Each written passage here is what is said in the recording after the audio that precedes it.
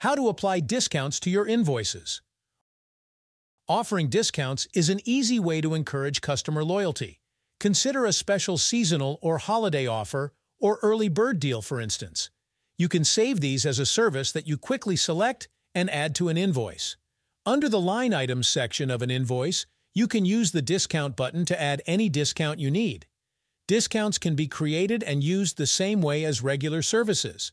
So, if I start typing in the name or select from the list one of my existing discount types, like the early bird tax discount you see here, I can select and apply it to this invoice. However, they can also be created on the spot by typing in a name and changing its values. Another way to handle discounts is through templates. You can add discounts as line items directly in the invoice template, which makes it easy to automatically apply the discount if you choose the right invoice template. An example of this would be these two invoice templates. One is for new clients, and the other is for returning clients. The new client template doesn't have a discount, while the returning client template does.